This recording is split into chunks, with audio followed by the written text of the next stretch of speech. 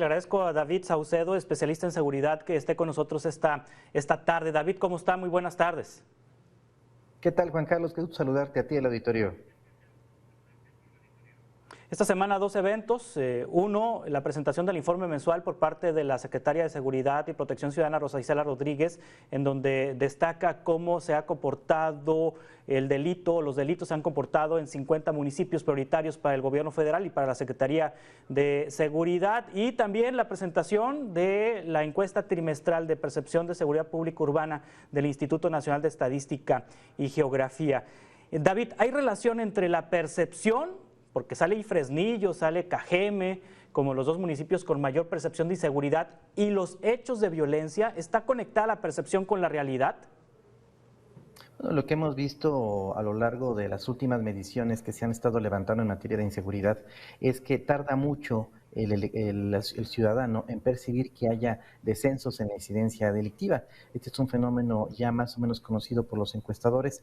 El lapso puede ser de entre 6 y 10 meses, dependiendo de la intensidad con la que se haya vivido la violencia homicida. Es decir, en el caso de que en alguna de las ciudades que tú mencionas hubiera un descenso importante en el número de homicidios, la ciudadanía tardará prácticamente entre 8 y 10 meses en percibir que hay una mejora en la seguridad en sus respectivas colonias, barrios, comunidades. Esto es algo frecuente en las ciudades de nivel medio, de niveles de alto peso poblacional, sobre todo porque el efecto multiplicador de algún evento de alto impacto es socializado por quienes lo sufren y lo padecen. Es decir, la estela de sensación en torno a un hecho delictivo tarda mucho en diluirse, en disiparse. Por otro lado, las estrategias de comunicación de las autoridades tampoco atinan a informar puntualmente a los ciudadanos sobre lo que ocurre. Tienden a minimizar, justificar el desempeño de la autoridad y generan una narrativa ante la cual los ciudadanos se mantienen muy escépticos. Entonces es frecuente que aun y cuando hubiese resultados, que de hecho no los hay en gran parte del territorio nacional, aun y cuando los hubiera, los ciudadanos no creen en el desempeño de las autoridades. Sí, ¿en dónde hay focos rojos en este momento? De acuerdo con el último informe de la Secretaría de Seguridad Pública, el último informe mensual, ¿dónde hay focos verdes? ¿Dónde hay focos amarillos? ¿Dónde hay focos rojos, verdes, amarillos? Es decir, ¿dónde estamos bien? ¿Dónde estamos más o menos? ¿Dónde estamos mal? Bueno, tenemos un mapa muy complejo en todo el territorio nacional. Evidentemente, las ciudades fronterizas siempre tienen un alto nivel de violencia. Me refiero a Tijuana, Ciudad Juárez, Nuevo Laredo. Cambió un poco la configuración, en tanto que algunas ciudades al interior del país, que normalmente no eran violentas, de un tiempo acá han tenido un incremento sustantivo.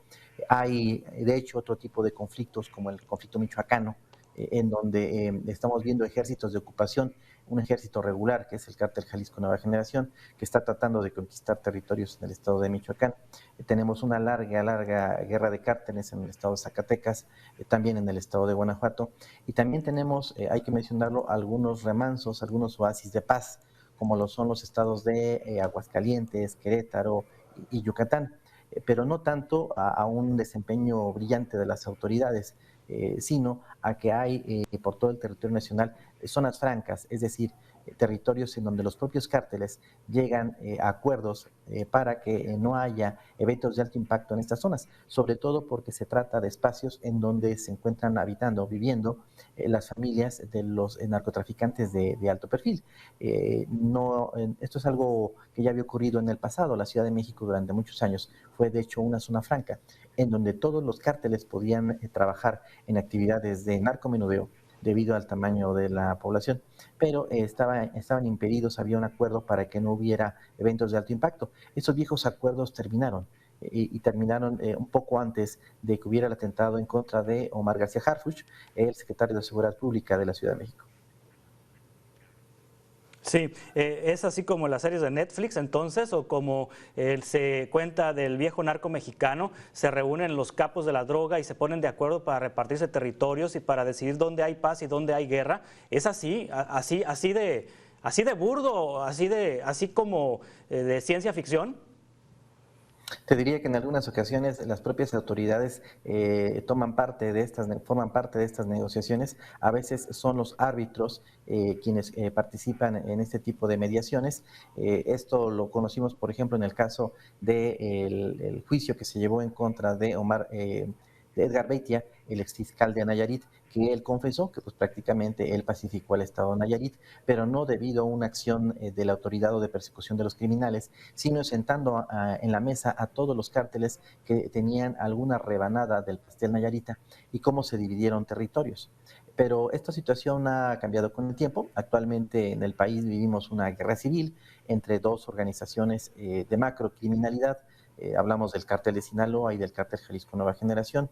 En casi todos los estados del país en donde tenemos violencia homicida, detectamos la presencia de dos cárteles nacionales apuntalando a organizaciones locales. De paso revista algunos cuantos estados. En el estado de Zacatecas, por ejemplo, tenemos evidentemente a estas dos organizaciones apuntalando a organizaciones de antaño, las derivaciones de los cárteles de los Zetas, de los cárteles del Golfo.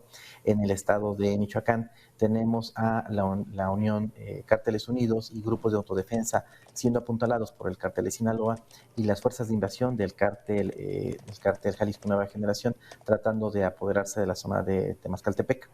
En el caso de Veracruz es lo mismo, los Zetas apuntalando ciertas zonas, pero el cártel Jalisco tratando de apoderarse de las ciudades medias del estado de Veracruz, pero con un fuego de retaguardia que reciben por parte del cártel de Sinaloa. Guanajuato está más o menos en esta misma circunstancia. Es decir, vivimos en el país una guerra civil no declarada que las autoridades no han dado a conocer, que se resisten a aceptar, en donde incluso vemos eventos de narcoterrorismo, nuevamente un concepto ante el cual las autoridades son refractarias. Tienen miedo por la repercusión internacional que pudiera tener esta denominación y también por la alarma y la alerta que puede generar entre la población civil. Pero lo cierto es que desde hace muchos años en todo el país tenemos eventos de narcoterrorismo producto de esta muy costosa guerra civil entre dos organizaciones criminales que se encuentran disputando el control del trasiego de drogas hacia los Estados Unidos y recientemente el muy pujante mercado de narcomenudeo que se presenta en varias ciudades de alto peso poblacional y de mediano peso poblacional en el territorio nacional. Sí, ¿qué ha pasado con el cártel de Sinaloa una vez que fue detenido Joaquín El Chapo Guzmán? ¿Se ha recrudecido la violencia? ¿Se ha puesto el cártel inclusive con la posibilidad de atacar a la propia población, a su base social, vamos a decirlo de esa manera, en el estado de Sinaloa? Hay que recordar que se acaban de cumplir 2 años del Culiacanazo. Es decir, la ausencia de Joaquín El Chapo Guzmán en el cártel de Sinaloa ha tornado más violento a este cártel. Sí, definitivamente el Chapo Guzmán y el Mayo Zambada siempre han sido liderazgos de equilibrio, han sido figuras de mediación que que volvieron durante mucho tiempo al cártel de Sinaloa, incluso una organización que establecía, como tú bien señalas, bases sociales de apoyo y vínculos con las estructuras del poder político. Pero esto suele suceder con las organizaciones. Normalmente los herederos del cártel, en este caso los chapitos, suelen ser personajes más violentos, menos fogueados, con una estrategia de guerra un poquito más de avanzada y que buscan incluso superar los logros militares, territoriales, la conquista de espacios geográficos para superar un poco lo que habían hecho sus padres, sus antecesores. Esto es muy frecuente. Normalmente la segunda generación, la tercera generación de los liderazgos de los cárteles de la droga tienden a ser más agresivos. Normalmente los viejos capos buscan tratar de consolidar sus territorios y buscan darle estabilidad a sus narcoimperios, mientras que las siguientes generaciones de narcotraficantes no buscan la estabilidad, sino expandir sus territorios, y eso los vuelve definitivamente más violentos. Por otro lado, con la captura y el encarcelamiento o bien la muerte de muchos líderes del narcotráfico, normalmente quienes ocupan los puestos de dirección, los que ascienden en el escalafón de esta pirámide criminal, suelen ser jefes de plaza jefes de plaza que en su antecedentes se desempeñaron como jefes de sicarios y suelen ser en consecuencia más violentos que los jefes de plaza o líderes de los cárteles a quienes reemplazaron. Pero es una situación que es común tanto en el cártel de Sinaloa, también lo percibimos en el cártel del Golfo, en la familia michoacana, es decir, en todas las organizaciones criminales. Incluso te diría algo más. Normalmente cuando las autoridades tienen éxitos en la captura, desarticulación de algunas bandas, lo que provocan es que éstas se vuelvan más violentas, porque ya nada más están defendiendo ciertos cotos, ciertos feudos, y para ellos la defensa de estos espacios de criminalidad lo es todo. De modo que de manera paradójica, cada vez que las autoridades avanzan un poco en la desarticulación de grupos criminales, estos tienden a volverse todavía más violentos.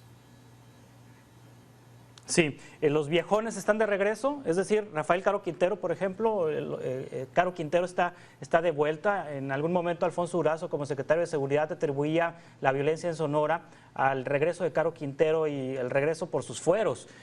¿Hay información en ese sentido? ¿Están de regreso los viejos? Sí, en efecto, hay una vieja camada de capos del cártel de Sinaloa que en efecto, por alguna razón un poco difícil de entender, obtuvieron su libertad y que están de nueva cuenta tratando de recuperar los espacios que alguna vez tuvieron. Como bien señalas, el caso quizá más emblemático sea el de Caro Quintero, que después de una larga temporada en prisión, es puesto en libertad y de nueva cuenta se convierte en un jefe criminal en una zona del noreste del país.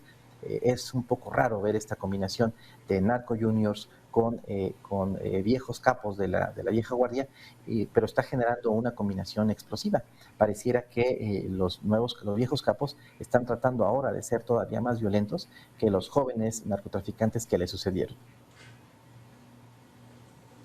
David Saucedo, especialista en seguridad, muchas gracias por ayudarnos a entender lo que está pasando en México en este tema tan terrible que es la inseguridad pública. Muchas gracias. Gracias a ti, Juan Carlos. Un saludo.